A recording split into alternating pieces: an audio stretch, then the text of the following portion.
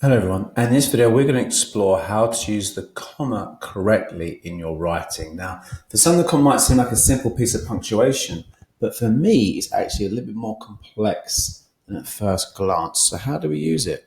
Well, there are again certain rules we must make sure that we abide by. So we use them to separate clauses. So remember, we are here with our separate clauses. We have independent and we have dependent clauses. So remember, an independent clause is a sentence that makes sense on its own. Dependent clause relies on it. So if using a sentence with an independent subordinate clause, the comma is therefore required. So let's look at our examples.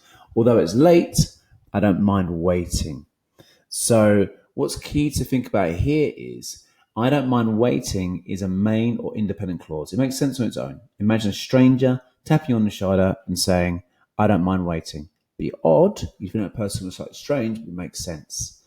If that person tapped you on the shoulder and said, although it's late, not only do they appear odd and slightly strange, they now don't make sense. Although it's late, what? Or what do you need? So you can hear that additional information is required. So the comma acts as a way of hooking the dependent clause onto the main clause.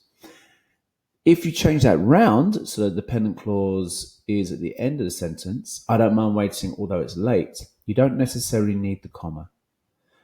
The main form of the comma that we are familiar with is that we use it to separate items in a list. So I'm going to get bread, milk, cheese. And please note, you always use the and to indicate the last item in a list. So wherever you've got, the main things to remember here are the lists, but wherever you've got a main and a subordinate clause, so you can use commas in the same way you use brackets, but I'd recommend that you vary your work. Obviously, you need to make sure you've got a comma there to indicate where the main and dependent clause are separate. So thank you. Keep practicing, keep revising.